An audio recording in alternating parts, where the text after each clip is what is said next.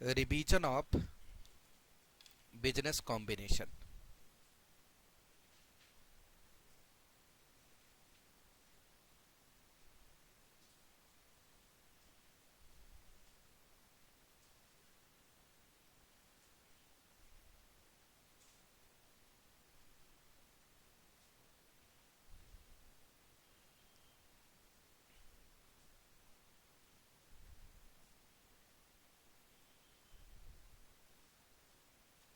IFRS 3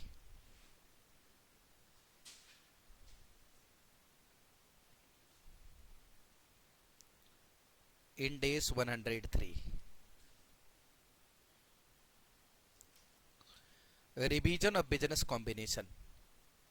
जो business combination के revision के सेगमेंट्स हैं उसमें सबसे पहला सेगमेंट है बिजनेस, दूसरा सेगमेंट है एक्वायरर का आइडेंटिफिकेशन, तीसरा सेगमेंट है एक्विजिशन डेट का आइडेंटिफिकेशन, चौथा सेगमेंट है परचेज कंसिडरेशन का कैलकुलेशन, पांचवा सेगमेंट है नेट एसेट्स का डिटर्मिनेशन, सिक्स सेगमेंट है एसेट्स एंड लायबिलिटीज की फेयर वैल्यूएशन और एक्सेप्शंस, और सातवां सेगमेंट है इसमें जो आप मेजरमेंट करेंगे एक्विजिशन डेट के बाद उसका ट्रीटमेंट, और आठवां सेगमेंट है कॉमन कंट्रोल का. इतने सेगमेंट्स इसमें हैं और इन्हीं का रिवीजन करना है. आपको ज़्यादा समय नहीं लगेगा, लेकिन जो भी समय लगे लिख करके रिवीजन करना है और हर चीज़ को सुनना है वन बाय वन. तो सबसे पहले हम लेते हैं business.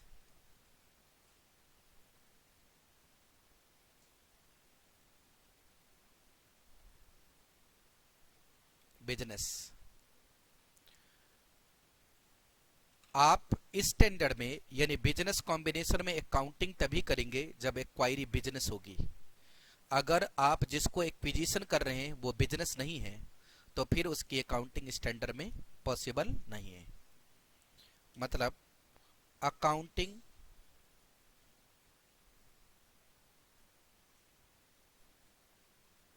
Is possible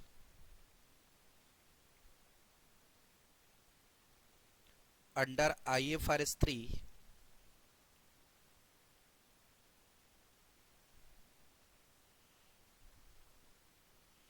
in days 103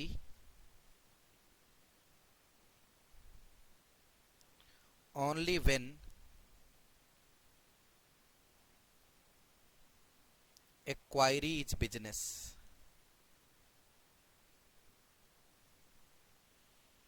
तभी पॉसिबल होगा जब एक्वायरी कौन है? बिजनेस है. एक्वायरी मीन्स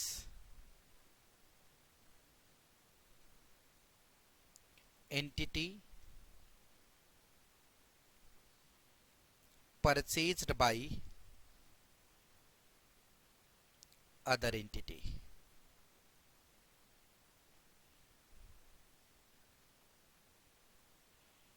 अब आते हैं बिजनेस क्या है.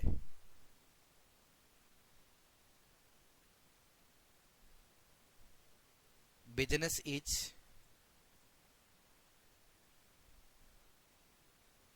integrated set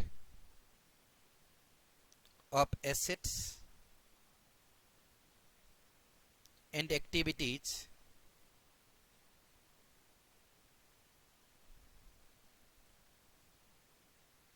conducted and managed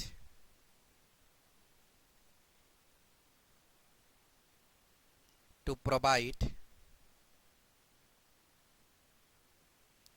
return to investor,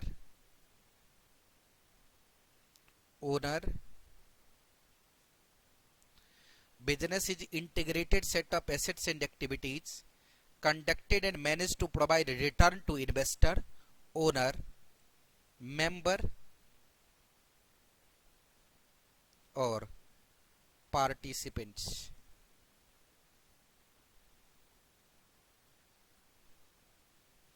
जो भी होगा बिजनेस के लिए इनपुट आउटपुट और प्रोसेस का होना जरूरी है.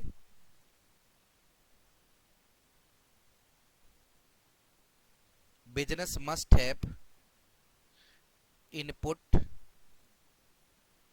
प्रोसेस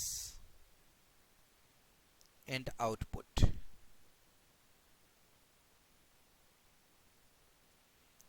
बिजनेस के लिए क्या क्या होना जरूरी है दोस्त?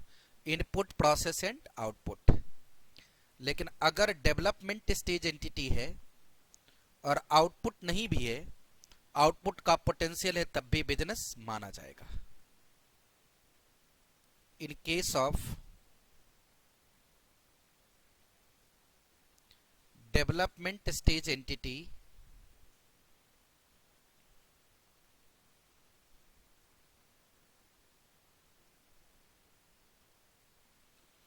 इन case of development stage entity,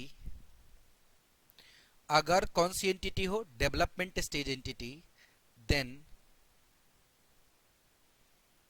business is deemed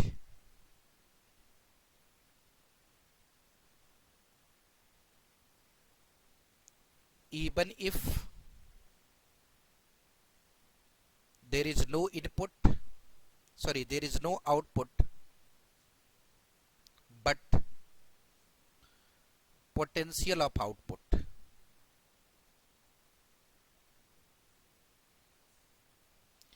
Even if there is no output but potential of output, output हो या ना हो, आउटपुट का क्या होना चाहिए? पोटेंशियल। बिजनेस में लायबिलिटी होना जरूरी नहीं है। बिजनेस मे और मे नॉट हैव लायबिलिटी, क्योंकि लायबिलिटी बिजनेस की पहचान नहीं है। मैंने आपको एग्जाम्पल में बताया था, बहुत सारी कंपनियां ऐसी भी हैं जो लायबिलिटी रखती ही नहीं, जिसमें लंबे समय तक इन्फोसिस भी शामिल रही थी। All business combination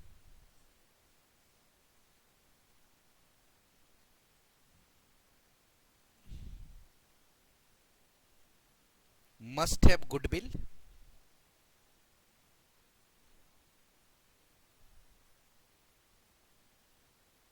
except in rare cases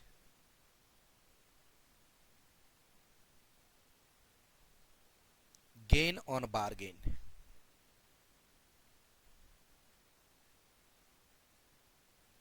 rare case में गेन और बार्गेन भी एराइज हो सकता है। तो ये बिजनेस के नॉर्मल फीचर्स हैं, इसके ऊपर हमने बहुत डिस्कशन किया, ये इसके समराइज्ड वर्जन है। लेकिन नहीं, बिजनेस के लिए एसेट होना तो जरूरी है ही, क्योंकि वो तो डेफिनेशन में लिखा इंटीग्रेटेड सेट ऑफ एसेट्स, तो अलग से लिखने की आवश्यकता ही नहीं है। लायबिलिटी हो भी सकती है और लायबिलिटी नहीं भी हो सकती है। लायबिलिटी होना बिजनेस की पहचान नहीं है। अब मैं आपको आगे इसमें दो नॉलेज वाले पॉइंट नोट करा रहा हूं जो आपकी नॉलेज इंक्रीज करेगा। एक पॉइंट तो वो कि गुडविल किसे कहते हैं, और एक पॉइंट वो कि अगर बिजनेस नहीं है और उसके पास एसेट्स है तो उसकी अकाउंटिंग किसकी तरह होगी? एसेट एक्विजिशन की तरह, फिर बिजनेस कॉम्बिनेशन की तरह नहीं होगी। तो हटाऊं इसे, यहां लिखिए इंपॉर्टेंट। इसमें क्या था इंपॉर्टेंट पहले पॉइंट में?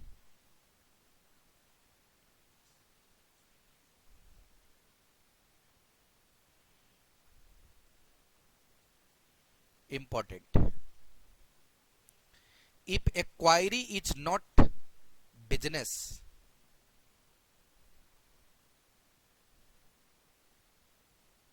if acquiry is not business,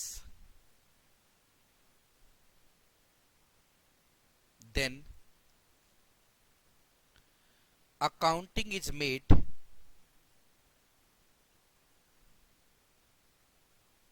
as asset acquisition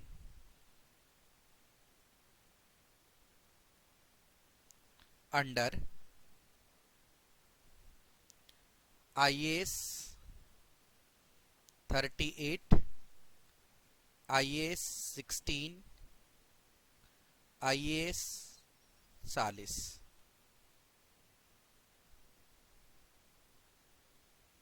Similarly, Ind AS 38, 1640, ये कुछ भी हो सकता है।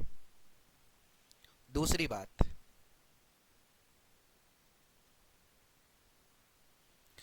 अगर एक्वायरी बिजनेस नहीं है तो आप उसकी अकाउंटिंग किसकी तरह करेंगे? एसेट एक्विजिशन की तरह। और अगर वो बिजनेस है तो फिर उसकी अकाउंटिंग कैसे होगी? बिजनेस कॉम्बिनेशन की तरह। दूसरा इंपॉर्टेंट पॉइंट ये है, गुडविल क्या है? Goodwill is total of non identifiable intangible asset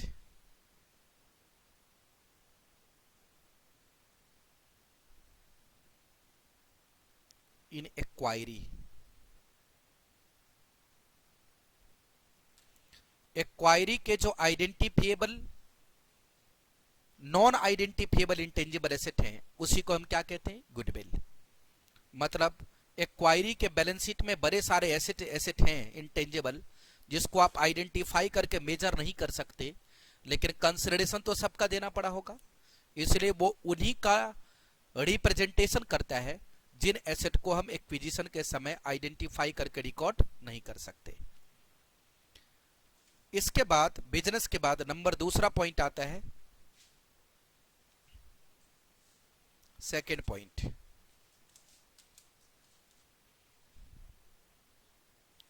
number 2, acquirer कौन है? Determination of acquirer.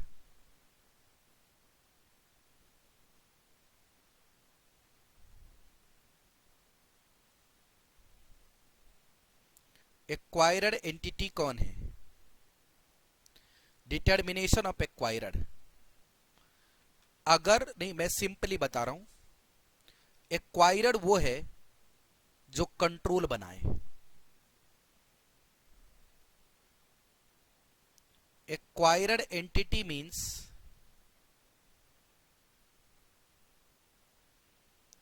Entity that control other entity.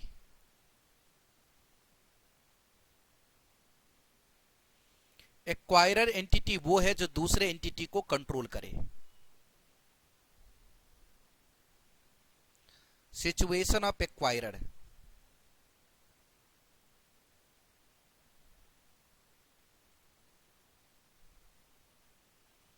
Acquirer के सिचुएशन क्या है?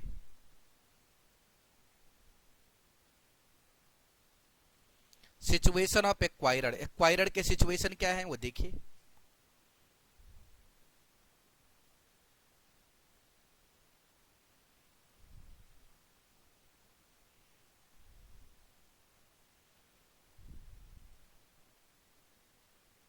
एक्वायरी,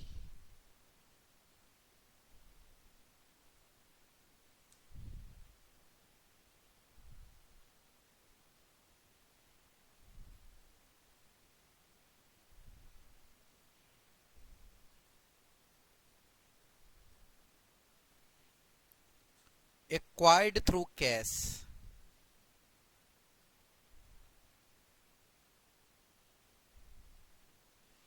अगर कैश के थ्रू एक्वायर करोगे तो जो एंटिटी कैश पे करेगी वो क्या मानी जाएगी? एक्वायरड।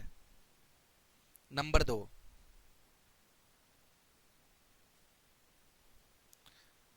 Acquired through liability.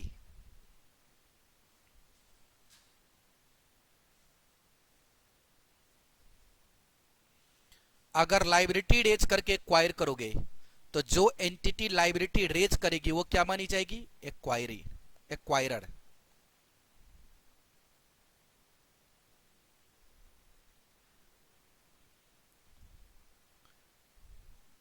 Acquired through other asset,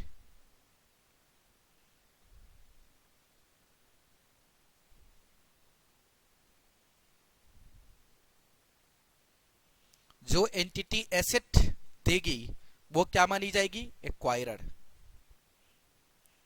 और एक्वायर्ड थ्रू शेयर्स,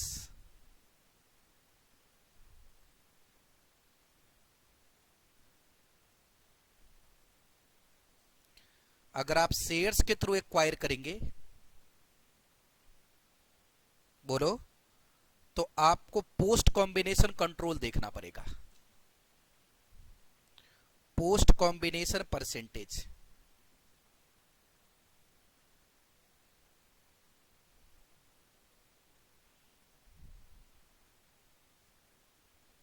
कौन सा परसेंटेज? Post combination percentage. अगर पोस्ट कॉम्बिनेशन परसेंटेज इधर हो गया 50 से ज्यादा, प्लस 50%, या इधर हो गया 50% से ज्यादा, प्लस 50%, अगर इधर हुआ तो ये कंपनी बनी एक्वायरर, बोलो, और अगर इधर हुआ तो ये कंपनी बनी एक्वायरर। लेकिन अगर एक्वायरी बन गई एक्वायरर तो केस किसका बन गया? रिवर्स एक्विजिशन का।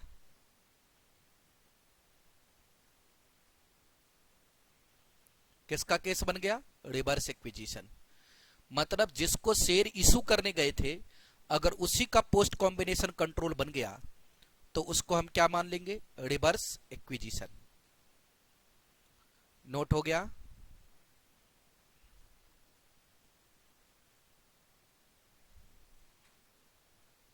बोलो दोस्त, हो गया नोट? अब हमारे पास आता है कंट्रोल जांच करने के लिए आप इंड एस 110 के प्रोविजन लगाएंगे। नीचे लिखे, for determination of control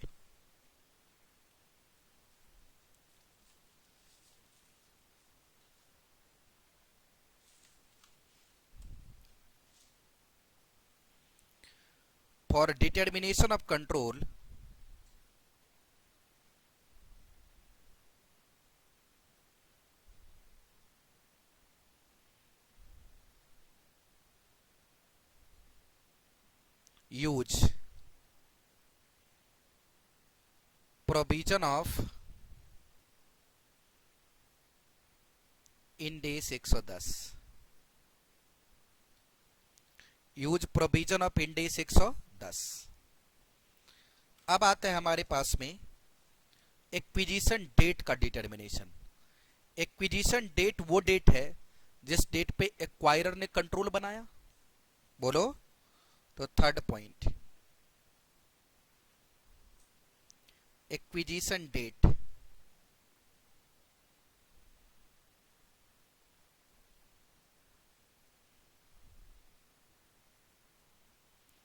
date on which acquirer control acquiree,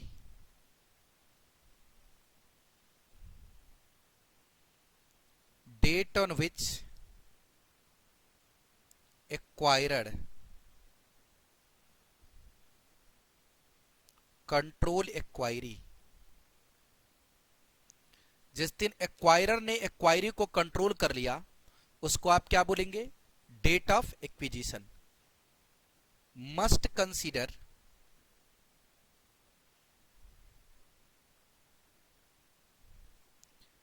legal restrictions if substantive। अगर लीगल रिस्ट्रिक्शंस सब्सटेंसिव हो तो आप उसको जरूर कंसीडर कीजिए। Must consider legal restriction if substantive. अगर लीगल रिस्ट्रिक्शन सब्सटेंसिव होंगे तो उसको कंसीडर करना क्या है? जरूरी है। अगर लीगल रिस्ट्रिक्शन सब्सटेंसिव नहीं है तो उसको कंसीडर करने की आवश्यकता नहीं है। Must consider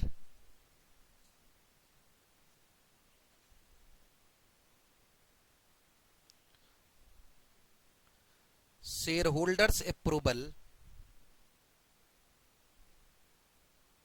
if substantive. Share holder के अप्रूवल भी कई बार सब्सटेंसिव होते हैं और कई बार नहीं होते।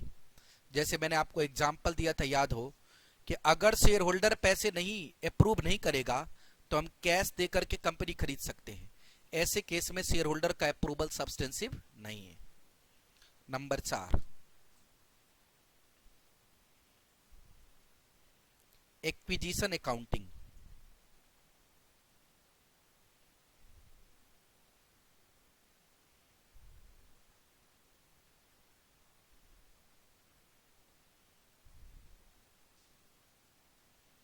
एक्विजिशन अकाउंटिंग कैसे करेंगे? सबसे पहले आपको डिटरमिन करना है एक्वायरर कौन है, एक्विजिशन की डेट क्या है, वो दोनों आप पहले कर चुके हैं। तो स्टेप 1 पे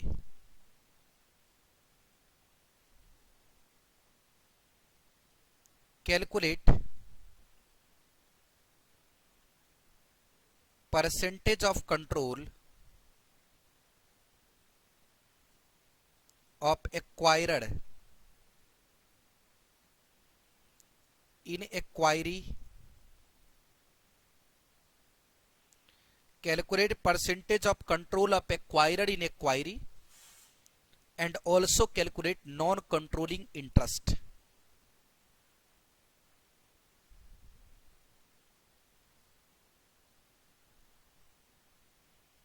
Non-controlling interest percentage, एक्वायरर का एक्वायरी में कितना परसेंट कंट्रोल है वो भी निकालो और नॉन कंट्रोलिंग इंटरेस्ट का कितना परसेंटेज है वो भी निकालो। स्टेप नंबर 2,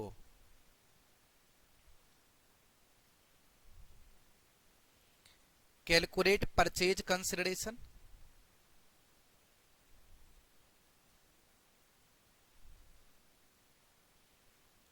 परचेज कंसिडरेशन की कैलकुलेशन करो। Calculate purchase consideration. Step 3, calculate fair value of assets and liabilities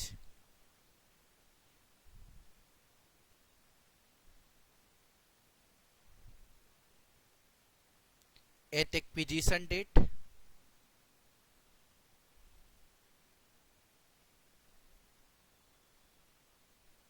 step 4,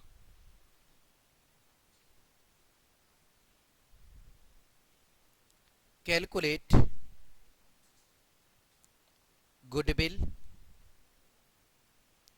और गेन ऑन बार्गेन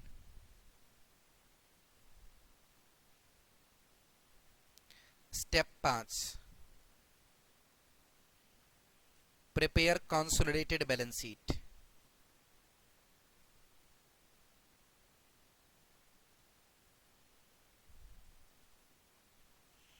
आप क्या बनाएंगे फिर?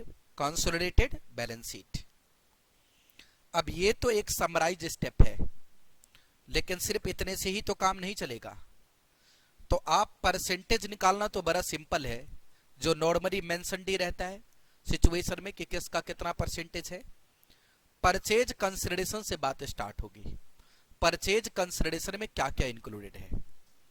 हटाओ इसे, लिखिए परचेज कंसिडरेशन।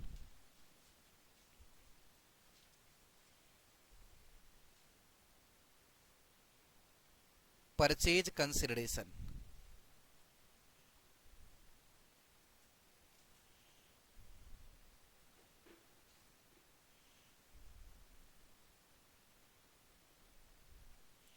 परचेज कंसिडरेशन अलग अलग फॉर्म हो सकते हैं परचेज कंसिडरेशन के। अगर कैश पेमेंट है तो एक्चुअल ले लेंगे, paid in cash at acquisition date. अगर एक्विजिशन डेट पे कैश में पेमेंट हो तो कंसीडर एक्चुअल पेमेंट।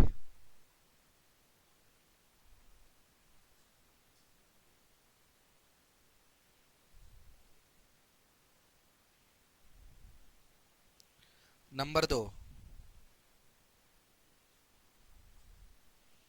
अगर कैश में पेमेंट हो तो कंसीडर कर लो एक्चुअल पेमेंट। क्लियर है दोस्त? दूसरा ले लीजिए, अगर पेबल इन कैश हो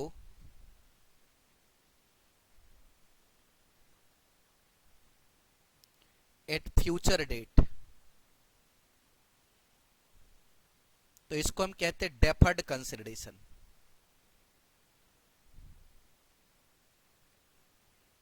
क्या कहते हैं इसे? अगर डेफर्ड कंसिडरेशन है तो आप प्रेजेंट वैल्यू ऑफ पेबल ले लेंगे,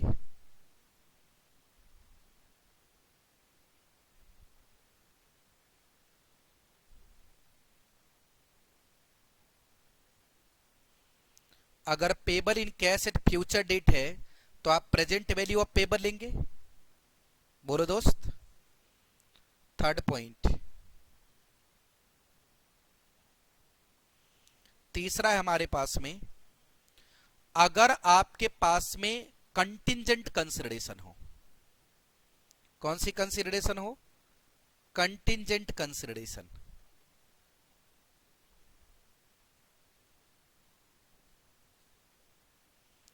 कंटिंजेंट कंसिडरेशन मतलब depends upon happening and non happenings. Depends upon happenings and non happenings of certain event।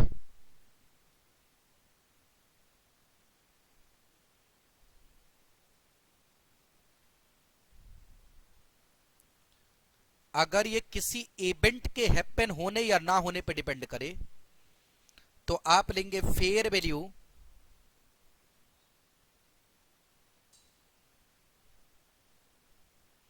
Eight acquisition date. बोलो दोस्त। आप लेंगे क्या? Fair value at acquisition date. अगर आपके पास हो payment in form of asset,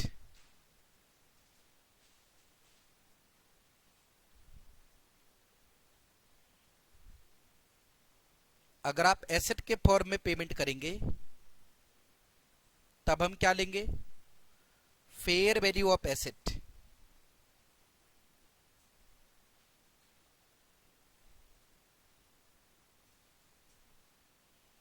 number 5, अगर आप शेयर्स में इशू करेंगे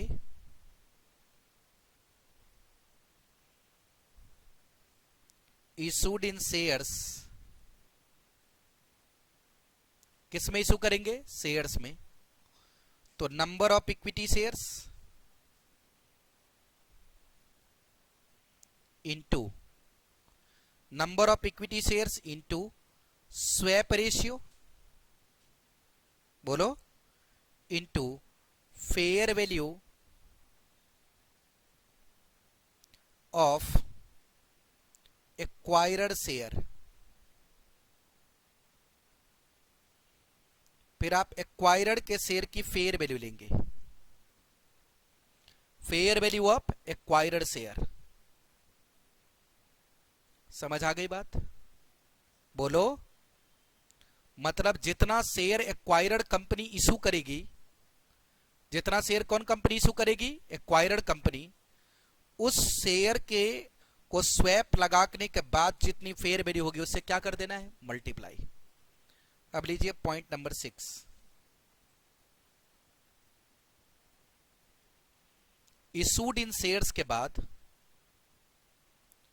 replacement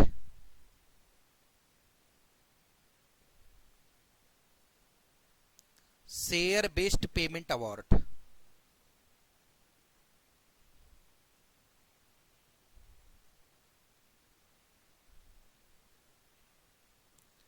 replacement share based payment award. अगर आप replacement share based payment award लगाएंगे मतलब शेयर ईसॉप था किसका? एक्वायरी का, और उसको रिप्लेस किसने कर दिया? एक्वायरर ने। तो फिर क्या करेंगे ट्रीटमेंट? देखना, fair value of ESOP at grant date,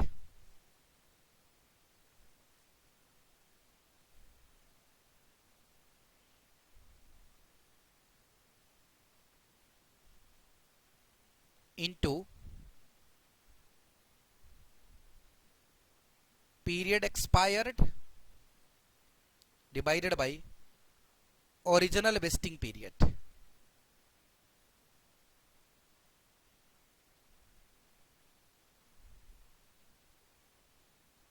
divided by original vesting period. जो ओरिजिनल वेस्टिंग पीरियड होगी उससे क्या कर देंगे, डिवाइड। यहां पे ध्यान ये रखना है आपको कि अगर एक्वायरी के ईसॉप हैं जिसको आगे चल के एक्वायरर अपना शेयर देगा, तो जितना सर्विस एक्वायरी कंज्यूम कर चुकी है उतना अमाउंट किसमें जो ऐड हो जाएगा, परचेज कंसिडरेशन में, और उसके आगे का जो अमाउंट है वो फिर नॉर्मल सर्विस कॉस्ट बुक होगी आगे। क्लियर है दोस्त, बोलो। तो परचेज कंसिडरेशन में यही 6 पॉइंट आते हैं, इसके अलावा परचेज कंसिडरेशन में और कोई पॉइंट नहीं आता।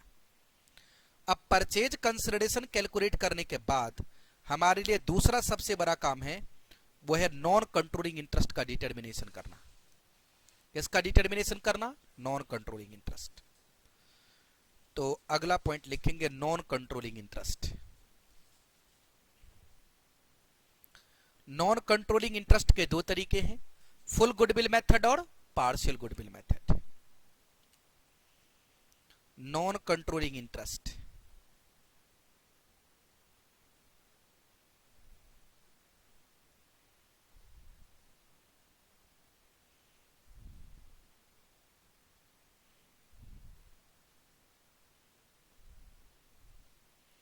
नॉन कंट्रोलिंग इंटरेस्ट में अलग अलग पॉइंट लिखना पड़ेगा, फुल गुडविल मेथड अलग, पार्शियल गुडविल मेथड अलग।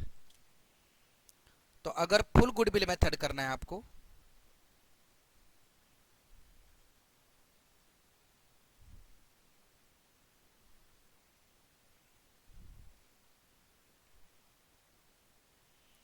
फुल गुडविल मेथड में एनसीआई एट फेयर वैल्यू दिखाते हैं। NCI eight fair value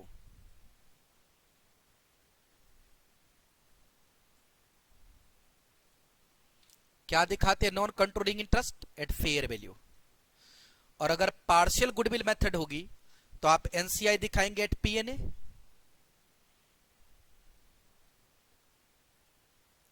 partial goodwill method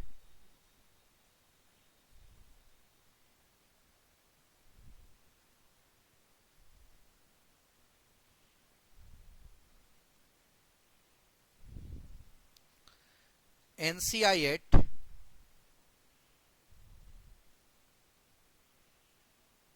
proportionate net asset method.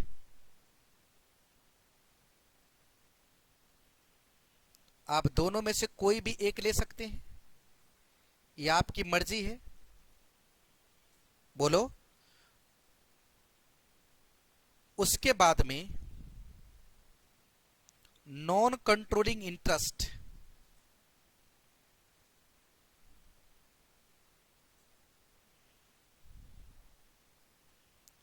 Is increased bye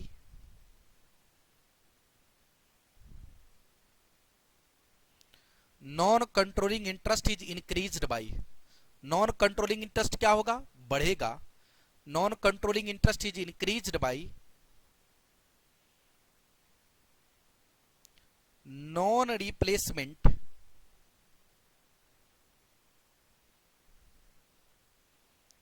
ESOP award. मतलब एक्वायरी के पास कोई शेयर बेस्ड पेमेंट प्लान है जो एक्वायरर को ट्रांसफर नहीं हो रहा। शेयर बेस्ड पेमेंट प्लान किसके पास है, एक्वायरर के पास, एक्वायरी के पास, जिसको फ्यूचर में शेयर भी कौन इशू करेगी, एक्वायरी। मैंने इसके प्रैक्टिकल सिचुएशन भी आपको बता रखे कि अगर कंपनी बंद हो जाएगी, मतलब एक्वायरी लिक्विडेट हो रही होगी, तब तो ये कॉन्सेप्ट हो ही नहीं सकता, क्योंकि एक्वायरी अगर बंद ही हो गई तो फ्यूचर में शेयर इशू करेगी कैसे। लेकिन अगर एक्वायरी सब्सिडरी बन गई तो दोनों बातें हो सकती है, उसका ईसॉप ट्रांसफरेबल भी है और उसका ईसॉप ट्रांसफरेबल नहीं भी हो सकता है। अगर ईसॉप ट्रांसफरेबल नहीं हुआ तो नॉन कंट्रोलिंग इंटरेस्ट बढ़ेगा। और कैसे बढ़ेगा नॉन कंट्रोलिंग इंटरेस्ट, देखिए, fair value at acquisition date,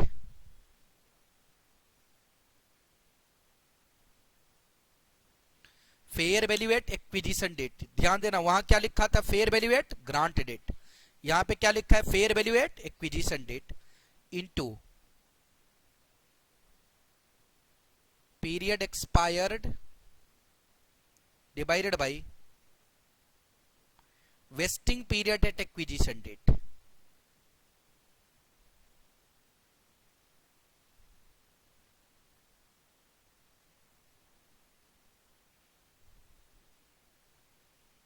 इसमें दोनों ही चीजें बदल रही हैं।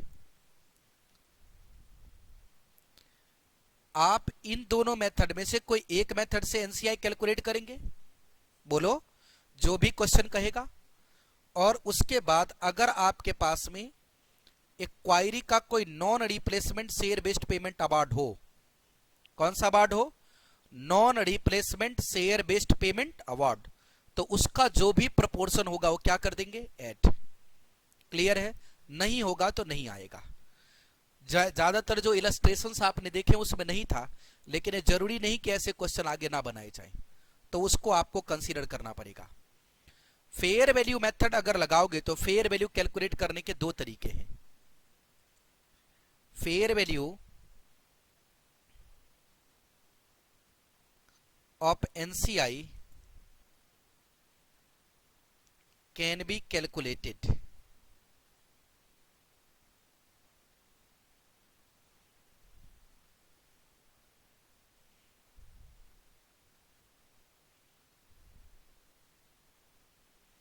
एनसीआई की आप फेयर वैल्यू निकाल सकते हैं, can be calculated. Alternative 1,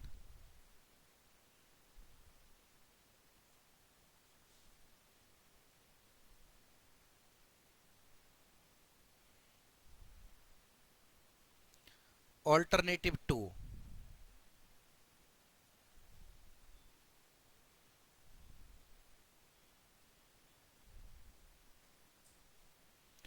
alternative 1 हो जाएगा कंसिडरेशन जो पे किया था वो divided by holding percentage into NCI percentage. मतलब होल्डिंग कंपनी ने जितना कंसिडरेशन पे किया था उसके परसेंटेज से डिवाइड कर दो तो एक में कन्वर्ट हो जाएगा, और एनसीआई के परसेंटेज से मल्टीप्लाई कर दो तो टोटल में कन्वर्ट हो जाएगा। दूसरा तरीका ऑल्टरनेटिव 2 में वो है number of equity share held by outsiders multiplied by price of equity share of acquiree. याद रखना एक्वायरर नहीं, कौन सा, एक्वायरी। ये दोनों रास्ते आपके पास हैं, आप ऑल्टरनेटिव 1 में भी चल सकते हैं, ऑल्टरनेटिव 2 में भी चल सकते हैं। क्लियर है दोस्त? हाँ,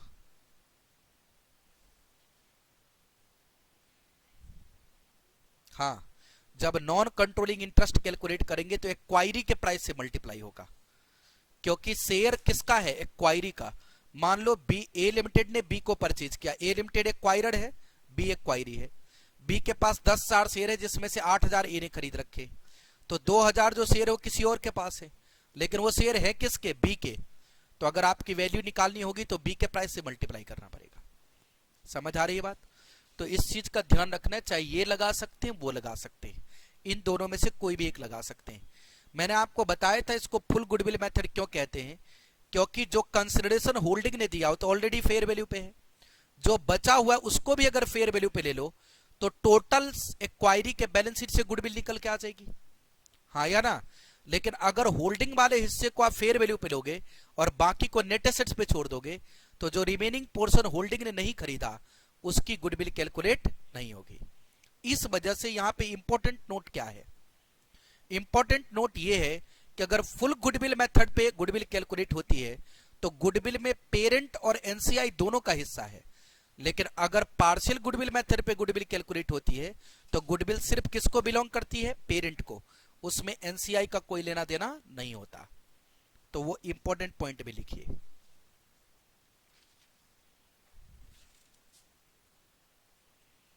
important point.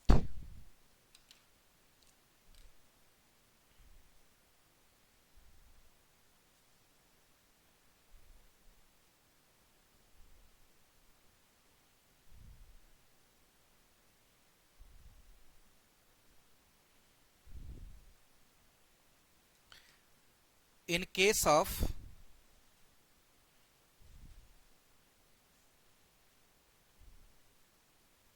full goodwill method,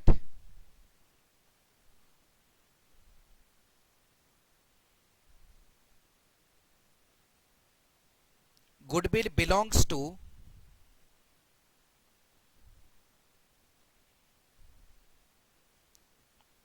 acquirer and NCI both.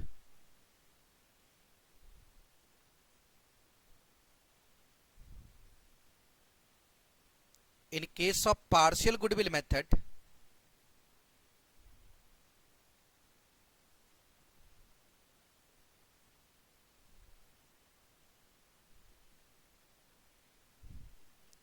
goodwill only belongs to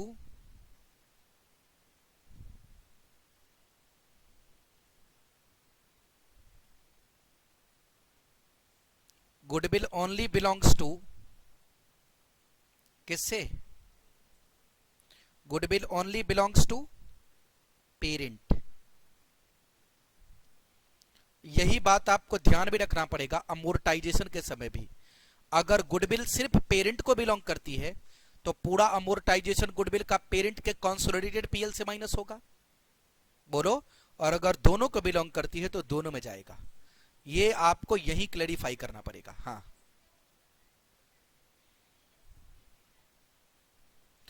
आपने नेट एसेट्स को तो रिवैल्यू किया, लेकिन जो उसके खरीदने की बात है, क्योंकि नेट एसेट्स तो वही आप फेयर वैल्यू पे लेके आओगे ना जो जिसको आपने आइडेंटिफाई किया है। जो आइडेंटिफाई नहीं किया वो तो उसके बैलेंस शीट में एम्बेडेड है, इम्प्लाइड है, वो तो आइडेंटिफाई हुआ ही नहीं। तो अगर आप 100% कंसिडरेशन निकालोगे तो 100% उसके बैलेंस शीट में छुपा हुआ एसेट निकल जाएगा। और अगर आप 80% निकालोगे तो 20% तो उसमें छुपा हुआ रह ही जाएगा। जो छुपा हुआ रह गया वो किसका था? एनसीआई का। और अगर एनसीआई को फेयर वैल्यू पे डाल दें तो पूरा ही जो छुपा हुआ है सब निकल जाता है, फिर सारी प्रॉब्लम ही खत्म हो जाती है। ये इंपॉर्टेंट पॉइंट है। अब नॉन कंट्रोलिंग इंटरेस्ट के डिटर्मिनेशन के बाद आपके पास कौन सा पॉइंट आ रहा है? कैलकुलेशन था fair value of asset liabilities, तो अब fair value of assets and liabilities.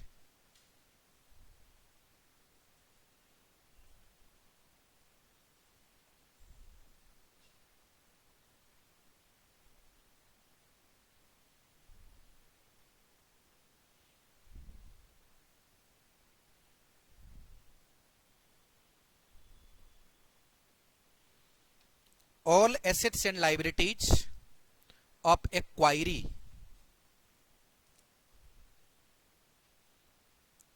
all assets and liabilities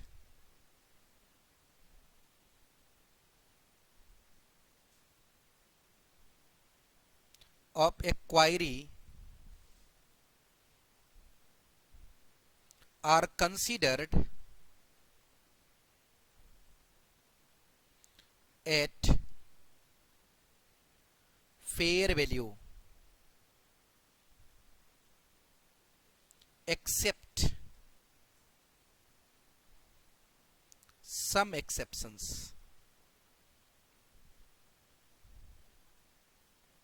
ये एक्सेप्शंस मैं अगले पॉइंट में आपको बताने वाला हूं कि एक्सेप्शन कहां कहां पे है। बाकी जितने भी एसेट लाइबिलिटीज हैं वो सब किस पे करेंगे आप? फेयर वैल्यू पे। If measurement of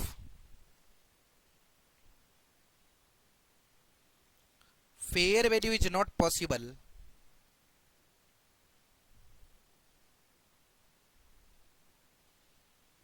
if measurement of fair value is not possible, then अगर फेयर वैल्यू का मेजरमेंट पॉसिबल नहीं है then calculate provisional fair value.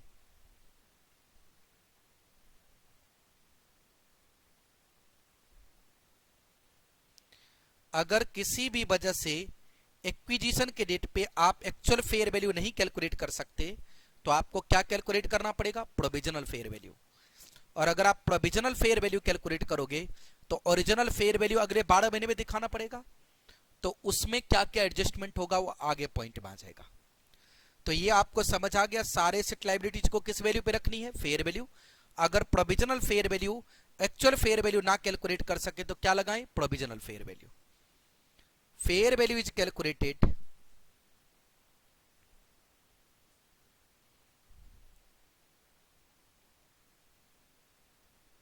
As per IFRS 13, या मैं कह सकता हूं इंड एस 113। हो गया दोस्त? बोलो। अब सवाल आएगा गुडविल की कैलकुलेशन कैसे होगी? Calculation of goodwill.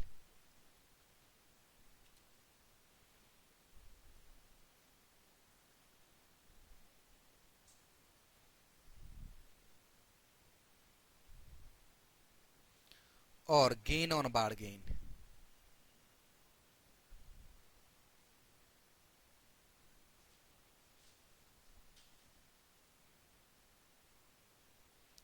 आप गुडविल या गेन ऑन बारगेन कैसे निकाल सकते हैं? ध्यान देना, गुडविल और गेन ऑन बारगेन निकालने का तरीका।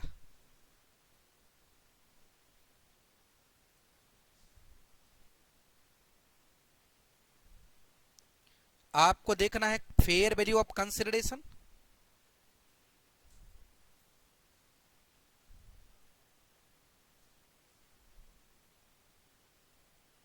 फेयर वैल्यू ऑफ कंसिडरेशन, बोलो। फेयर वैल्यू ऑफ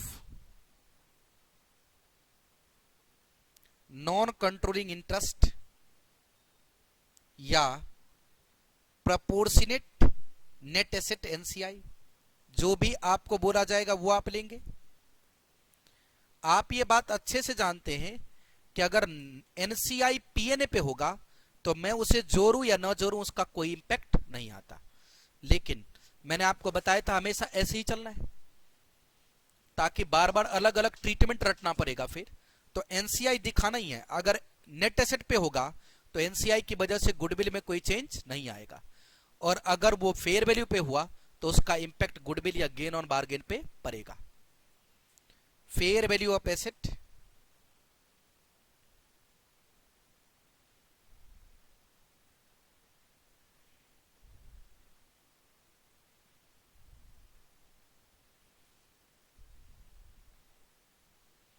या तो वो कैलकुलेट होगी गुडविल, या फिर एक्सेप्शनल केस में अराइज हो सकता है गेन ऑन बारगेन।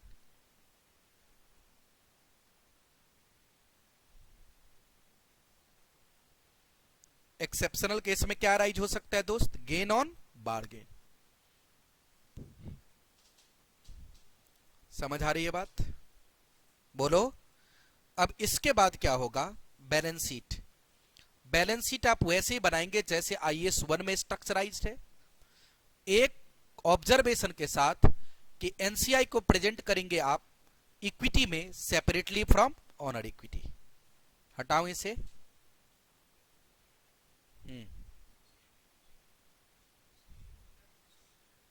नहीं, वो डायरेक्ट भी आप लिख सकते हैं, इसको करके इसको नेगेटिव डाल दो, टोटल से तो कुछ होता नहीं।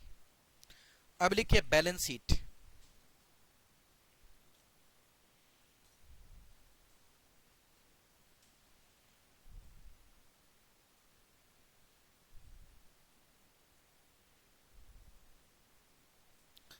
Present balance sheet as per IAS 1,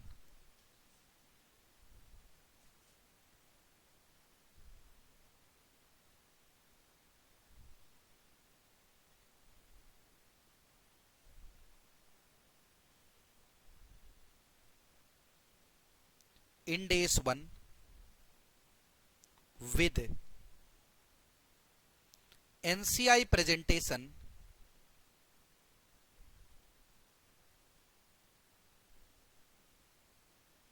as equity। NCI को कहां प्रेजेंट करेंगे? इक्विटी में, लेकिन सेपरेटली फ्रॉम ओनर इक्विटी दिखाते हैं। ये बात मैंने आपको क्लैरिफाई करा दिया था। तो ये था हमारे पास दोस्त एक्विजिशन मेथड ऑफ अकाउंटिंग की समरी, जहां पे आपको चेक करना था purchase consideration, non controlling interest, fair value of assets and liabilities. अब हमारे पास अलग अलग एक्सेप्शनल पॉइंट्स आ रहे हैं, जिसमें सबसे पहला है अगर आपने स्टेप में एक्विजिशन किया हो। किस में एक्विजिशन किया हो? स्टेप्स में। तो इस 5वें पॉइंट को लिखता हूं मैं, स्टेप एक्विजिशन नहीं लिख रहा हूं, मैं लिख रहा हूं other acquisition pattern.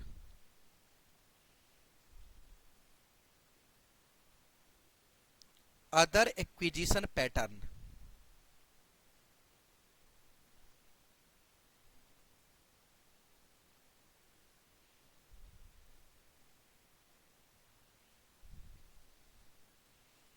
Other acquisition pattern में मेनली 3 बातें बताने वाले। नंबर 1, अगर आपने पहले किया था कुछ एक्विजिशन और बाद में करके आपने कंट्रोल बनाया, तो ए स्टेप एक्विजिशन।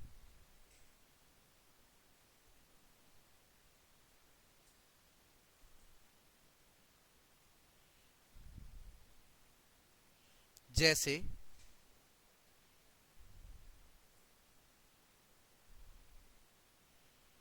ये हो गया एक स्टेप एक्विजिशन।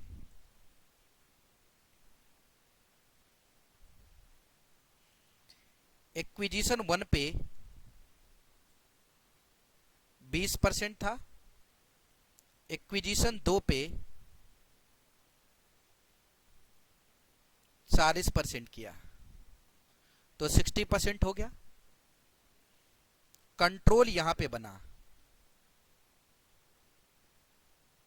तो ये कहते हैं at date of control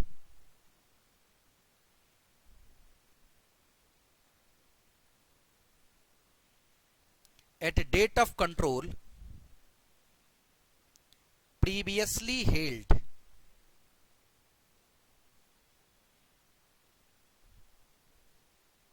equity interest is considered at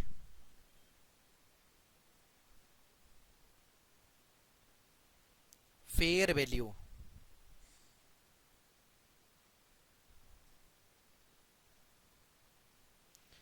previously held equity interest is considered at fair value.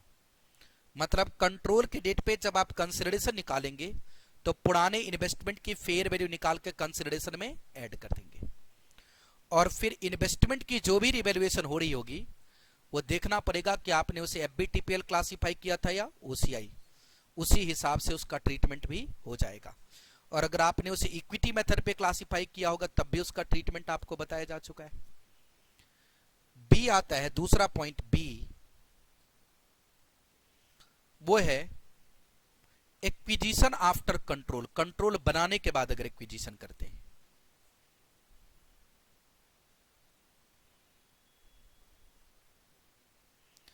वैसे ये तो आईएफआरएस 10 में आ जाता है। अगर पहले से कंट्रोल बन ही चुका है तो पहले से आईएफआरएस 3 लगता ही आ रहा होगा, बोलो। इसलिए यहां पे एक छोटा सा रेफरेंस आईएफआरएस 10 का दे करके, अगर कंट्रोल के बाद कोई एक्विजिशन होगा, जैसे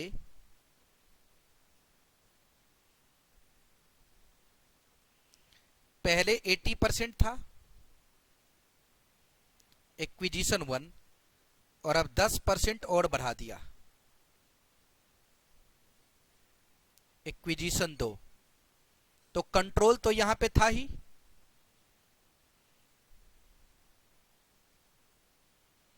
कंट्रोल तो यहां पहले से है ही, बोलो ना दोस्त। अगर कंट्रोल पहले से है ही तो जो भी चेंज हुआ, क्या हुआ? चेंज। उस चेंज को आपको सिर्फ और सिर्फ नॉन कंट्रोलिंग इंटरेस्ट घटाना पड़ेगा। तो एंट्री क्या बनेगी? एनसीआई डेबिट, यहां पे, यहां नहीं, NCI debit to, NCI debit to bank या कोई और कंसिडरेशन होगा तो वो बोलो ना। और जो भी डिफरेंस होगा वो कहां जाएगा? अदर इक्विटी में, to other equity balancing figure.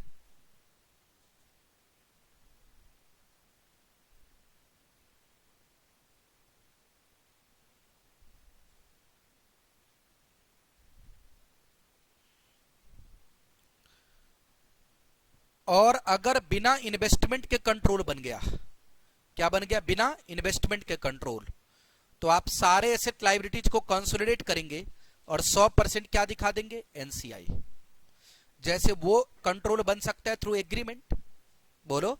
जैसे अभी यस बैंक का एग्जांपल ले लो, वहां पे सारे मैनेजमेंट को टेक ओवर कर लिया आरबीआई ने, तो अभी तो आरबीआई खुद रेगुलेट कर रही है। अगर किसी कंपनी को इस तरीके से मैनेजमेंट किसी दूसरे कंपनी के हाथ में दे दिया जाए तो वहां बिना इन्वेस्टमेंट के ही कंट्रोल बन सकता है, हाँ या ना? C point.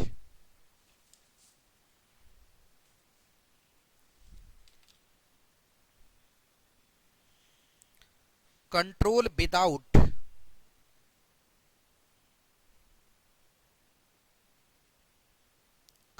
Without investment.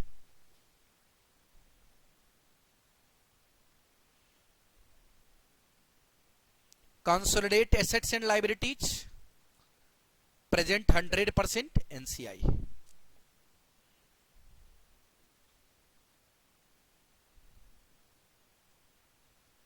consolidate assets and liabilities, present 100% NCI।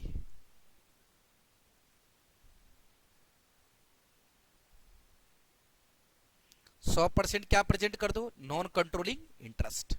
ये अदर मेथड ऑफ एक्विजिशन है। इस चीज का ध्यान रखना जो मैं आपको बता रहा हूं, एग्जामिनेशन में या फिर क्वेश्चन की जब आप प्रैक्टिस करते रहेंगे उस समय सिर्फ इसी समरी से आपका पूरा काम चल जाएगा। मतलब अगर ये नोट रखेंगे और इसको देख करके क्वेश्चन करेंगे, हर क्वेश्चन का आंसर निकल आएगा, क्योंकि ये सारी बातें इसमें लिखी हैं। इसमें सिर्फ वही लिखा ही है जिससे हम आराम से किसी क्वेश्चन को हैंडल कर सकते हैं। बाकी डिटेल आप पहले ही पढ़ चुके हैं। तो पॉइंट नंबर 6 में आइए, और पॉइंट नंबर 6 में लिखते हैं एक्सेप्शंस क्या क्या है। Fair value of asset liability के एक्सेप्शंस क्या क्या है। Exceptions to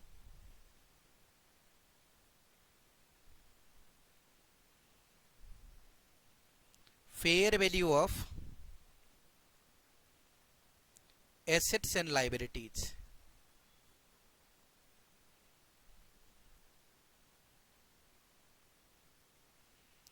exceptions to fair value of assets and liabilities।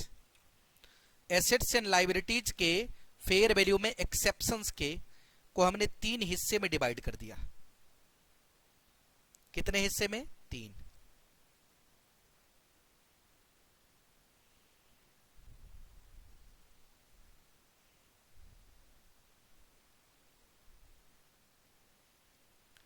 Measurement and recognition exception,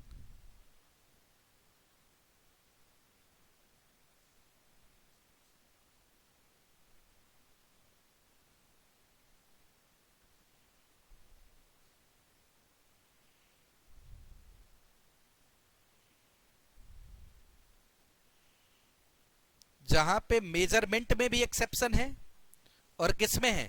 recognition में भी एक्सेप्शन है, बोलो। दूसरा है रिकॉग्निशन एक्सेप्शन, मेजरमेंट में एक्सेप्शन नहीं है।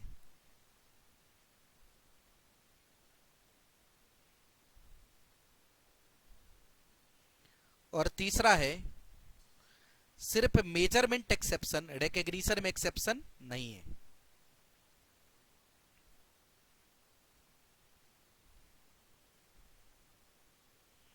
ये 3 तरीके के एक्सेप्शन स्टैंडर्ड में बताए गए हैं। रिकॉग्निशन और मेजरमेंट दोनों में एक्सेप्शन, सिर्फ किस में एक्सेप्शन? मेजरमेंट में। सिर्फ किस में एक्सेप्शन? रिकॉग्निशन में।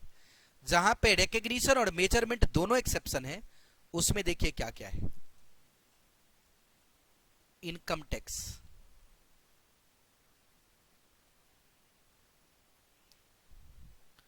एम्प्लॉई बेनिफिट्स,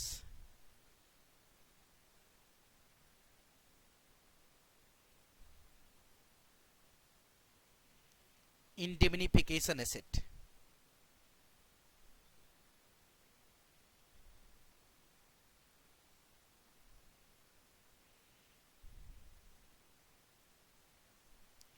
और operating leases,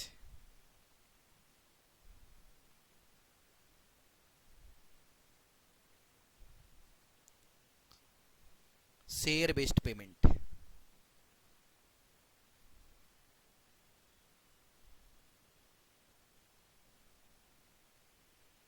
asset held for cell,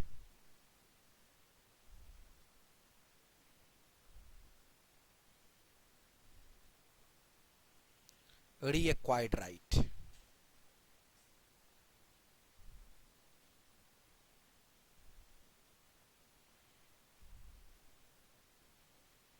ये वो आइटम है जिसमें रिकॉग्निशन और मेजरमेंट दोनों एक्सेप्शन, सॉरी मैंने कुछ गलत कर दिया, ये इधर वाला यहां आ गया, इसके सिर्फ मेजरमेंट एक्सेप्शन है, इसमें यहीं तक है, इसको यहां लेके आना। यहां पे लिखेंगे शेयर बेस्ड पेमेंट, यहां लिखिए शेयर बेस्ड पेमेंट,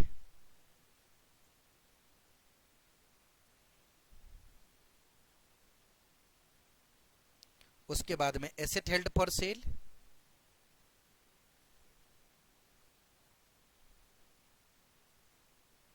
और उसके बाद में रीएक्वायर्ड राइट।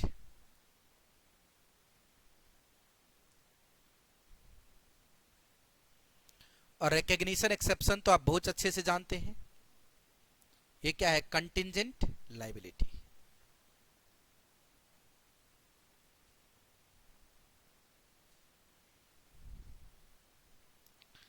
अब एक बार इस सब के रीजनिंग भी सुन लीजिए।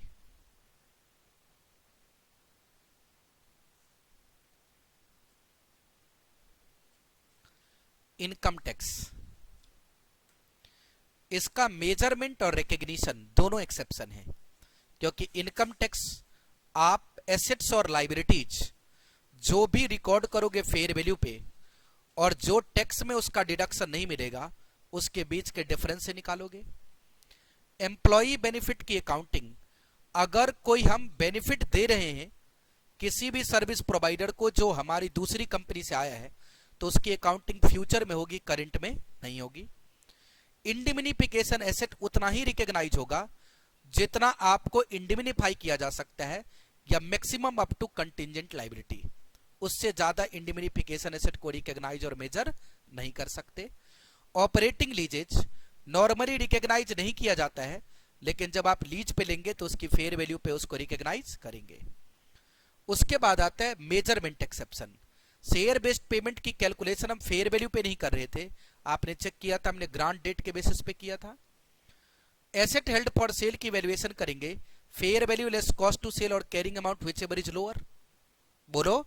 और रीएक्वायर्ड राइट में आपको ये चेक करना पड़ेगा कि जो आपका ही एसेट आपके पास वापस आ रहा है उसको आप कितना दे करके कैंसिल कर सकते थे और कितनी उसकी वैल्यू बची हुई है, उन दोनों में से जो लोअर केस होगा।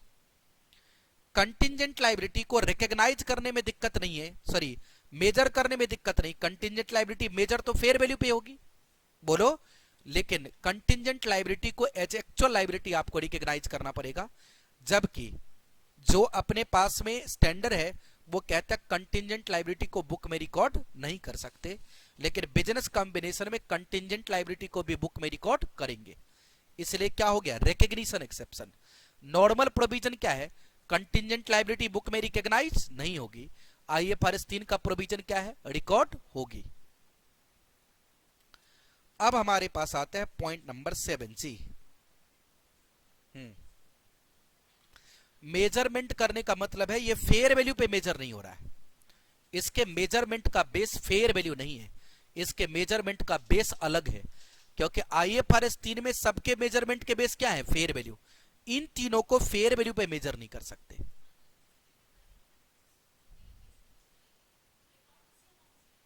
हाँ तो लेकिन एक्सेप्शन तो हो गया ना, फेयर वैल्यू पे अगर रिकॉर्ड नहीं हुआ तो एक्सेप्शन तो हो गया, ये किसी और वैल्यू पे रिकॉर्ड हो रहा है, फेयर वैल्यू पे रिकॉर्ड नहीं हो रहा, इसीलिए मेजरमेंट एक्सेप्शन हो गया। मतलब इसकी कैलकुलेशन होगी नहीं फेयर वैल्यू पे।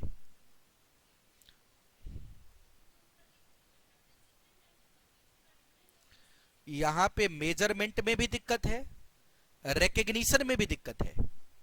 यहां पे सिर्फ मेजरमेंट में दिक्कत है। आप share based payment award record तो करोगे, नॉर्मली भी करते, IFRS 3 भी कहता है करने के लिए, लेकिन उसकी मेजरमेंट फेयर वैल्यू पे नहीं, किसी और वैल्यू पे। एसेट हेल्ड फॉर सेल अगर एक क्वायरी के बैलेंस शीट में है तो वो रिकॉर्ड करने का आपको अधिकार है ही, लेकिन वो फेयर वैल्यू पे नहीं कर रहे, किसी और वैल्यू पे कर रहे, इसलिए मेजरमेंट एक्सेप्शन है।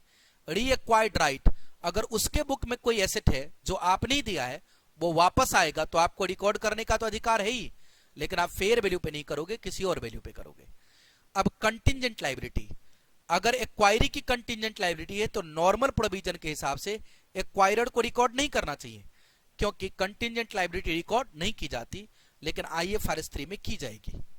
वैसे कंटिंजेंट लायबिलिटी की फेयर वैल्यू आप निकाल जरूर सकते हो, लेकिन मेजरमेंट नहीं, रिकॉर्ड नहीं कर सकते थे, IFRS 3 में रिकॉर्ड कर सकते हैं, इसलिए रिकग्निशन के जनरल प्रिंसिपल का एक्सेप्शन है। अब देखो पॉइंट नंबर 7, अगर प्रोविजनल फेयर वैल्यू लगाया था तो क्या होगा। प्रोविजनल फेयर वैल्यूएशन,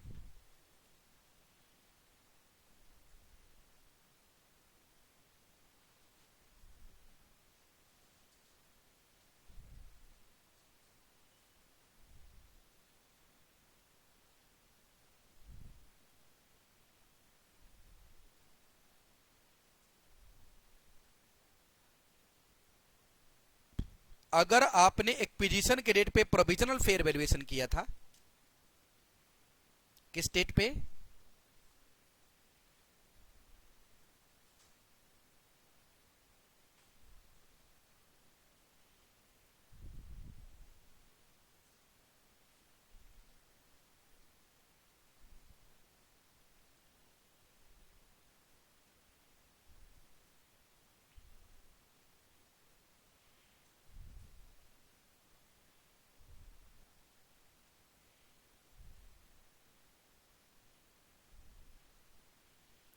अगर एक्विजिशन के डेट पे क्या किया था, प्रोविजनल फेयर वैल्यू,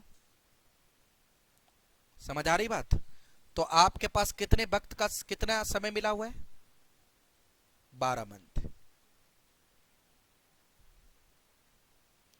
12 मंथ के अंदर आपको एक्चुअल फेयर वैल्यूएशन करवानी पड़ेगी। जब आप एक्चुअल फेयर वैल्यूएशन करवाएंगे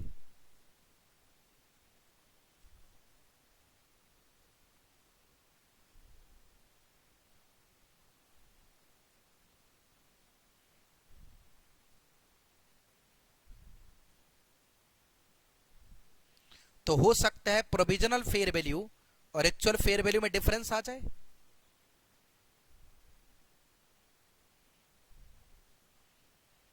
difference between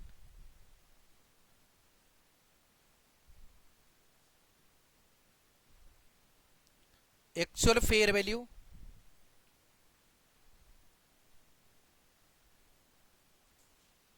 and provisional fair value.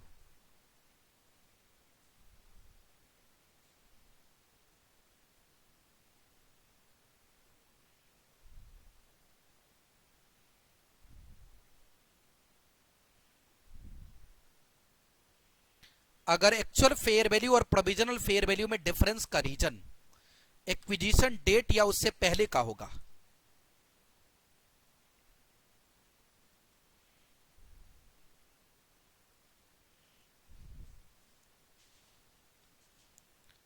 Reason relates to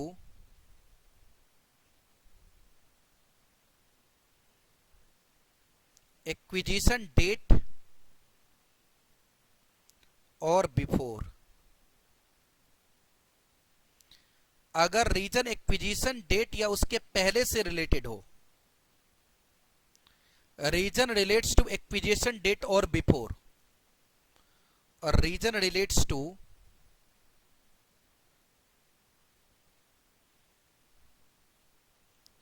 after acquisition date.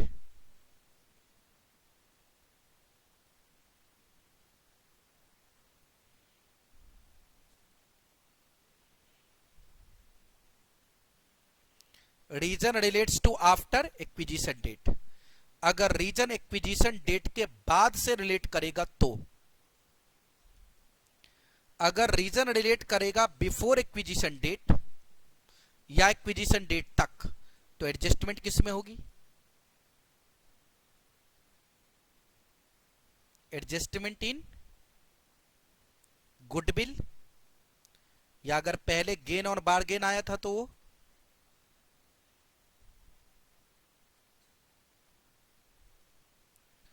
और अगर बाद में होगा तो डिफरेंट ट्रीटमेंट एज पर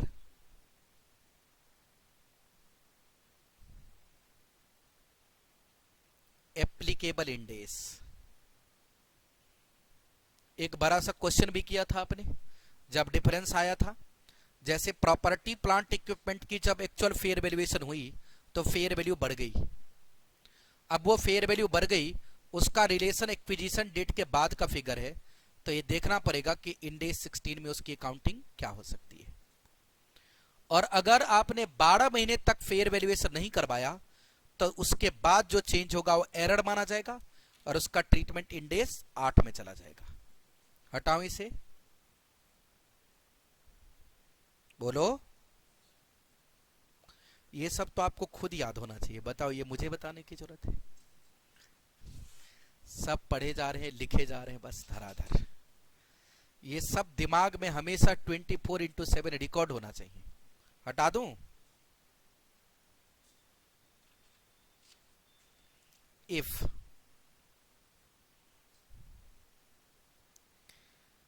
fair valuation cannot be done within 12 months, then difference is error and will be accounted as per IAS इंडेस 8। फिर आप इसकी अकाउंटिंग कैसे करेंगे? IAS या इंडेस 8 में। क्लियर है दोस्त? तो मेजरमेंट पीरियड का पॉइंट खत्म हुआ। अब अगला पॉइंट बोलो कौन सा है? 8।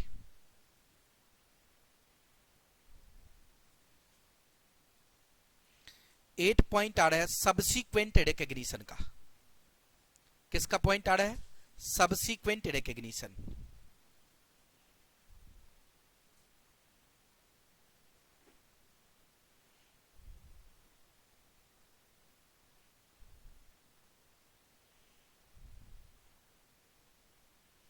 सबसीक्वेंट रिकॉग्निशन, अगर सबसीक्वेंट रिकॉग्निशन करेंगे किसका?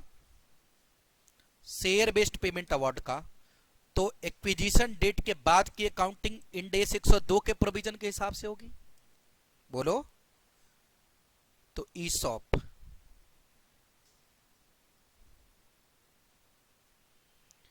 After acquisition date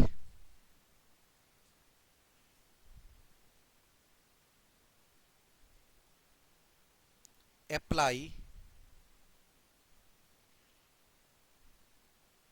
IFRS Ind AS, IFRS 2 Ind AS 102। मतलब उसके बाद जो भी चेंजेज होंगे वो सारे चेंजेज किसके हिसाब से काउंट फॉर किए जाएंगे? बोलो IFRS 2 के हिसाब से। बी, कंटिंजेंट कंसिडरेशन,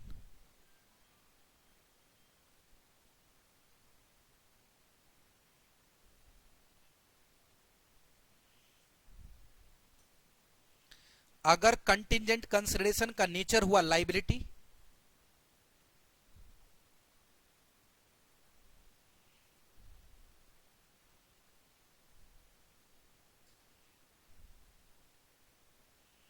अगर इसका नेचर हुआ इक्विटी,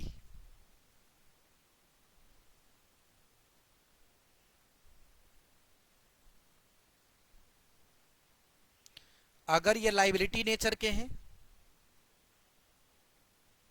किस नेचर के हैं, लायबिलिटी, तो फिर आप मेजर करेंगे,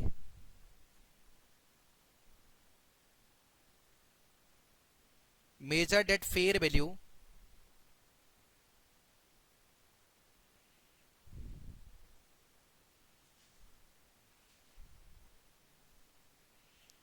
changes recognized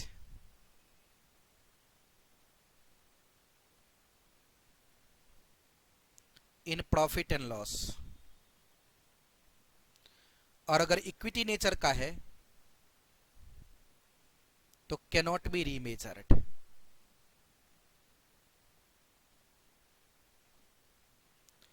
इसके ऊपर हमने क्वेश्चन भी किया था जो मई 2019 के आरटीपी में आया था।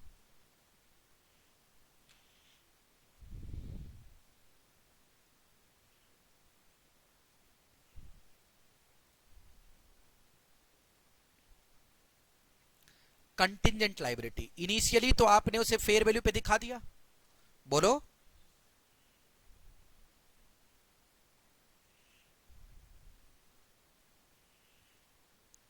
इनिशियली फेयर वैल्यू पे जरूर दिखा दिया, लेकिन सब्सिक्वेंटली फिर आप IAS 37 ही लगाएंगे।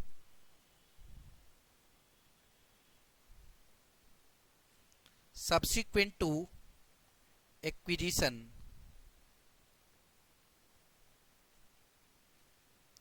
only IAS 37 will apply।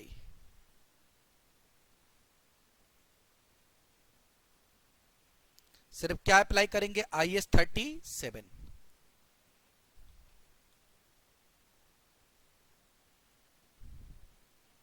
Note हो गया।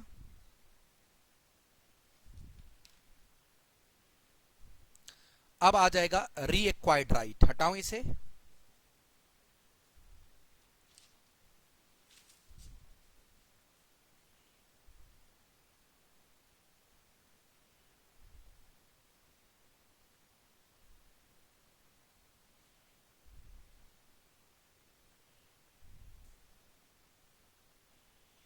amortized during contractual life।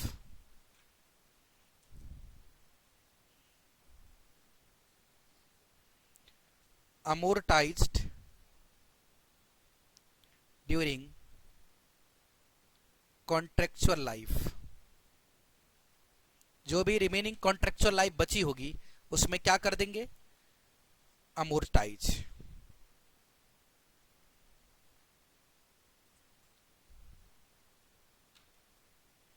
अब आ जाएगा indemnification asset.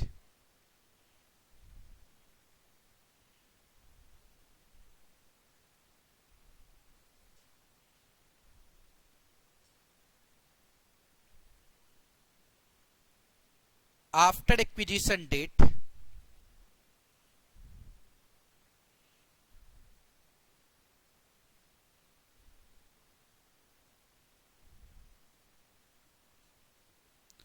After acquisition date, acquisition date के बाद at each reporting period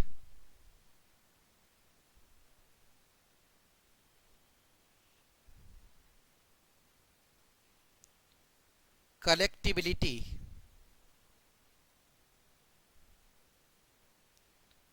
criteria must be reassessed। हर रिपोर्टिंग डेट पे आप कलेक्टिबिलिटी के क्राइटेरिया का रीअसेसमेंट करते रहेंगे कि क्या चांसेस हैं कि वो कलेक्ट होगा या कलेक्ट नहीं होगा। अगर वो कलेक्ट होगा तो आप कलेक्शन के अमाउंट के ऊपर उसे क्या करते रहेंगे, रिकॉर्ड, और नहीं होगा तो जितना डिफरेंस आता रहेगा उस डिफरेंस से आप उसको हटाते चलेंगे। क्या करेंगे, हटा देंगे। जैसे मान लो हमने रिकॉर्ड कर रखा है 10,000 और अब हमें लग रहा है कि 8,000 से ज्यादा कलेक्शन पॉसिबल नहीं है, तो आप 2,000 को क्या कर देंगे, अमोर्टाइज। क्लियर है। अब अगला पॉइंट आएगा ट्रीटमेंट ऑफ बारगेन परचेज। कौन सा पॉइंट आया, 9।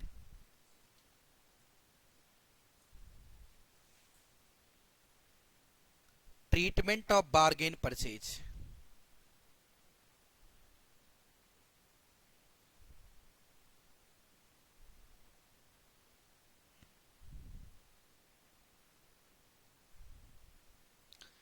Bargain purchase. अगर बार्गेन परचेज की बात करें तो IFRS 3 में तो बड़े क्लियर हैं।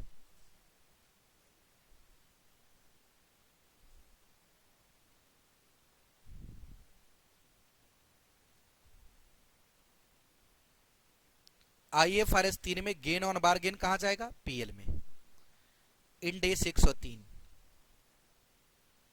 क्योंकि यहां पे दोनों स्टैंडर्ड में कार्ब है।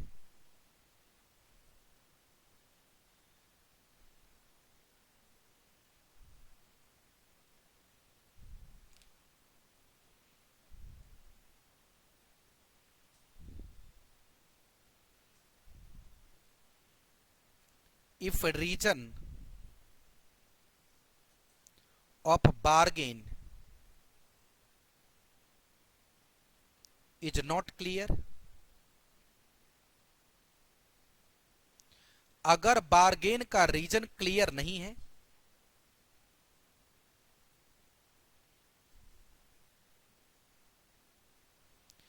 If reason of bargain is clear,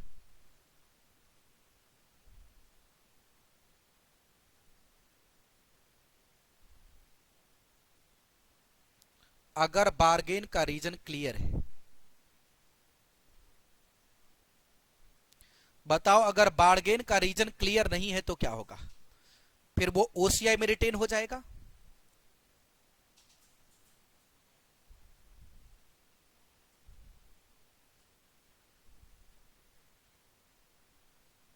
और अगर क्लियर है तो आपको रिकैलकुलेट करना पड़ेगा।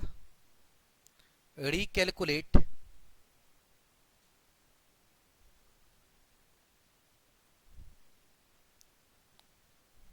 एसेट्स NCI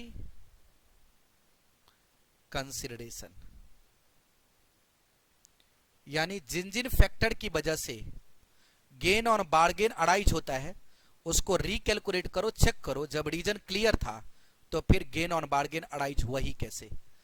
अगर एसेट एक्वायर्ड, हाँ, एसेट एक्वायर्ड का मतलब एसेट्स एंड लाइबिलिटीज बोथ, मतलब ये कह रहा है कि जब रीजन आपको पता ही था तो डिफरेंस आया कैसे? इसका मतलब आपने फैक्टराइजेशन में गलती कर दी है, उसको दोबारा से रिकैलकुलेट करो। और अगर रीजन क्लियर नहीं तो कंफ्यूजन में चल रहे, अदर कंप्रहेंसिव इनकम में डाल दो। IAS 1 में आपको बताया भी था कि OCI is nothing more than place of confusion. अब आते हैं point number 10, miscellaneous.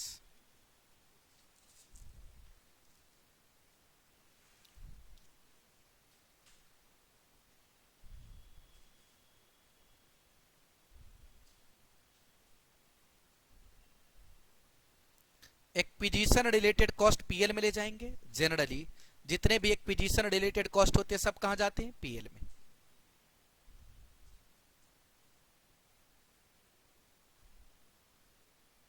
Acquisition related cost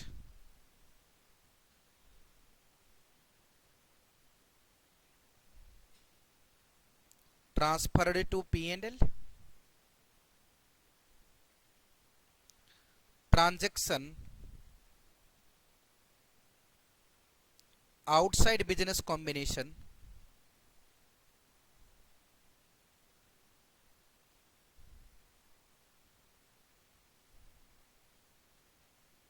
is not recorded.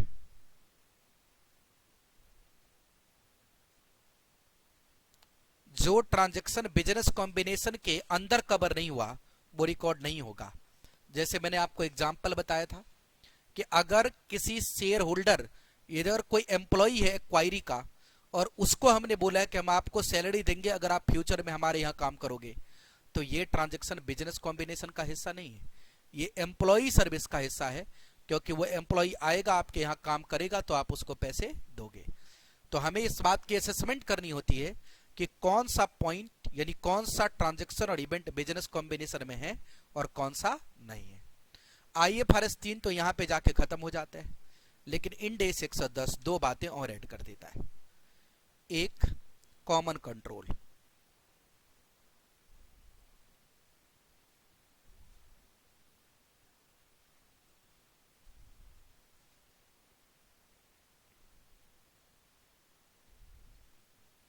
अगर एक ही एंटिटी के कंट्रोल में एक दो से ज्यादा कंपनी हो तो उनके बीच क्या हो सकता है, मर्जर। कॉमन कंट्रोल ट्रांजैक्शन के अंदर एसेट्स लायबिलिटीज बुक वैल्यू पे रिकॉर्ड किए जाते हैं, रिजर्व को पूल कर दिए जाते हैं और शेयर कैपिटल को पीसी से डिस्चार्ज किया जाता है। तो in common control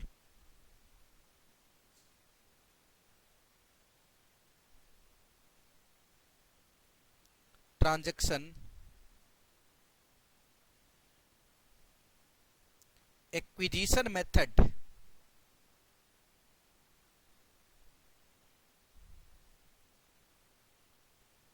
is not applied।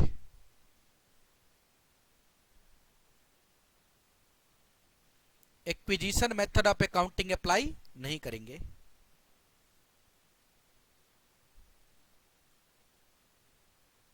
All assets and liabilities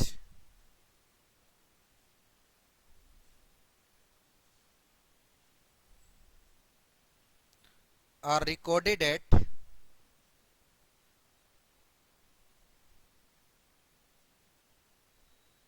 book value, all reserves are pooled। मतलब ये वही कॉन्सेप्ट है जो इंटरेस्ट पूलिंग मेथड में था, यहां पे कोई नया कॉन्सेप्ट नहीं है। इंटरेस्ट पूलिंग मेथड में जो था वही सारे पॉइंट्स यहां पे हैं। क्लियर है। और अब आता है डीमर्जर।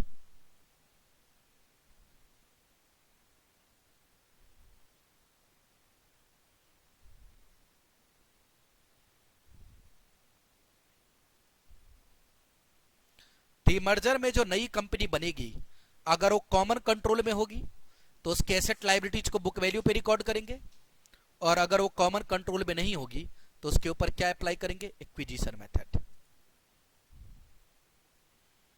न्यू कंपनी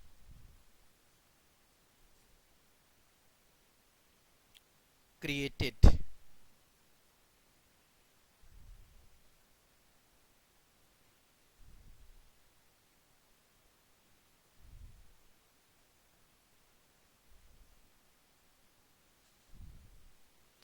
अगर कॉमन कंट्रोल में है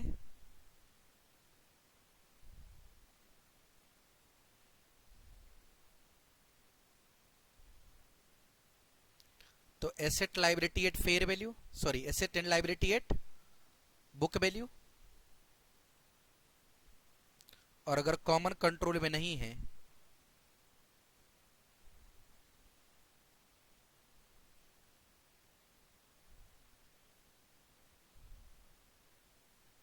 तो फिर लगेगा एक्विजिशन मेथड।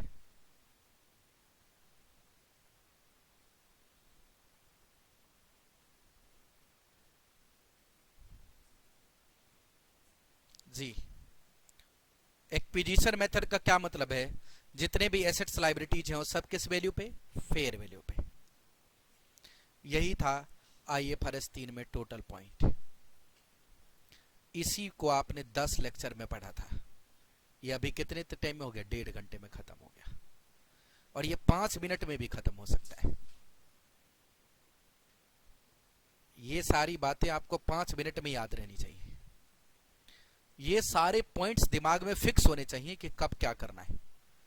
जो हम इतना लंबा चौड़ा स्टडी करते हैं उसका एक ही ऑब्जेक्ट होता है कि जो जो चीज इसमें लिखा है उसका आप एप्लीकेशन सीख जाएं।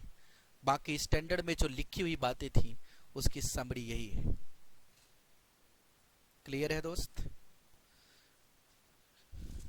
लेकिन मैं इसको बिजनेस कॉम्बिनेशन कंप्लीट भी कह सकता हूं या कंसोलिडेशन का पार्ट 1 भी कह सकता हूं।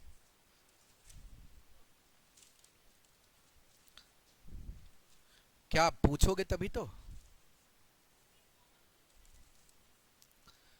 कॉमन कंट्रोल का ये मतलब है कि जो शेयर होल्डर पुरानी कंपनी को कंट्रोल कर रहा था, मान लो पुरानी कंपनी में एक शेयर होल्डर था जिसका 60% था और वही नई कंपनी में भी 60% शेयर का ओनर बन गया, तो जिसके कंट्रोल में पुरानी कंपनी चल रही थी उसी के कंट्रोल में नई कंपनी चल रही है। तो जब एक ही डिसीजन मेकर है तो एसेट लायबिलिटीज की वैल्यू क्यों बदलनी। मैंने फेयर वैल्यू करने का आपको रीजन बताया था। हम एसेट लायबिलिटीज की फेयर वैल्यू इसलिए चेंज करते हैं, इसलिए लेते हैं क्योंकि उसका डिसीजन मेकर बदल जाता है।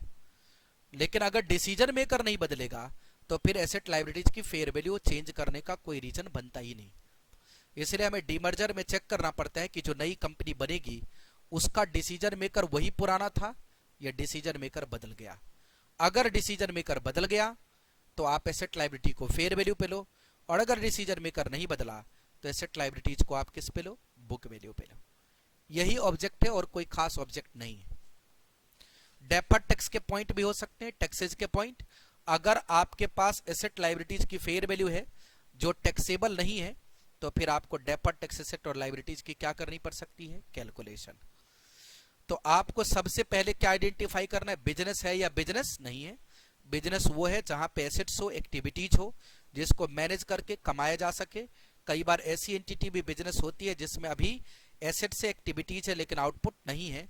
आउटपुट जनरेट करने का क्या है, पोटेंशियल। हर बिजनेस कॉम्बिनेशन में गुडविल अराइज होती है। इस बात की पॉसिबिलिटी है कि एक्सेप्शनल केस में क्या अराइज हो जाए, बार्गेन परचेज। आपको एक्वायरर डिटरमिन करना है। एक्वायरर वही है जिसने कंट्रोल बनाया है। शेयर के केस में सिर्फ प्रॉब्लम हो सकती है, बाकी केस में एक्वायरर को ढूंढने में कोई दिक्कत नहीं होती। उसके बाद में हमारे पास आता है एक्विजिशन डेट, वो है जहां पे कंट्रोल बना। एक्विजिशन अकाउंटिंग में कंसिडरेशन निकालना पड़ेगा, एसेट लायबिलिटी निकालने पड़ेंगे, नॉन कंट्रोलिंग इंटरेस्ट निकालना पड़ेगा, गुडविल कैलकुलेट करनी पड़ेगी, बैलेंस शीट प्रिपेयर करना पड़ेगा। क्लियर है दोस्त। अगर आपके पास में एक्सेप्शन की बात आ जाए तो आपको चेक करना है रिकग्निशन मेजरमेंट के एक्सेप्शन क्या है, सिर्फ रिकग्निशन के क्या है और सिर्फ मेजरमेंट के क्या है। आप प्रोविजनल फेयर वैल्यूएशन का कॉन्सेप्ट लगा सकते हैं, बाद में आपको 12 महीने के अंदर अंदर क्या कराना पड़ेगा, एक्चुअल। सब्सिक्वेंट रिकग्निशन में मैंने ट्रीटमेंट बता दिया। अगर कोई आपके पास में ट्रांजैक्शन बिजनेस कॉम्बिनेशन का हिस्सा ना हो तो आप बिजनेस कॉम्बिनेशन करते टाइम उसे क्या कर देंगे, इग्नोर। और एक आखिरी बात रह जाती थी इसमें, रिवर्स एक्विजिशन की। रिवर्स एक्विजिशन में अकाउंटिंग पूरा क्या हो जाता है, चेंज।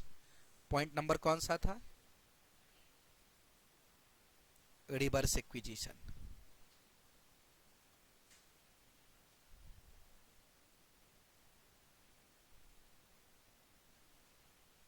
इसमें आपको डीम्ड कंसिडरेशन कैलकुलेट करना पड़ेगा। बोलो, कैलकुलेट डीम्ड कंसिडरेशन।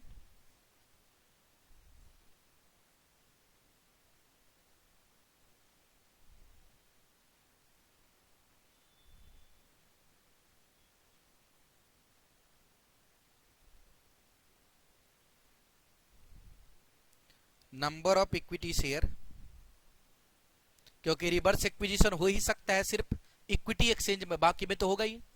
तो number of equity share deemed to be issued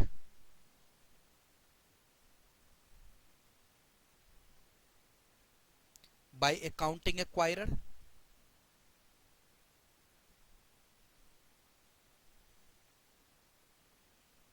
into fair value of equity share of acquirer।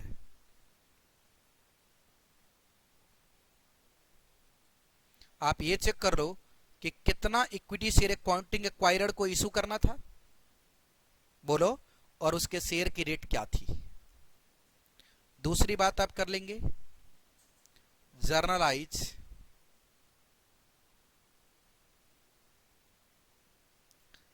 Acquisition entry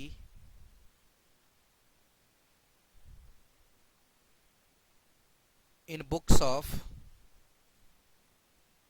accounting acquirer.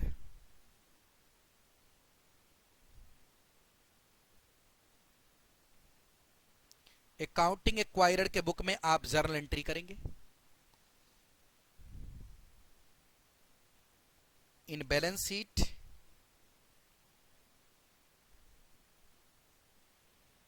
Accounting acquirer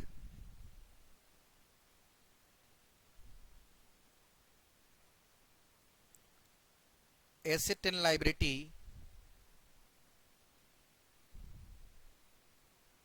is carried at book value and legal acquirer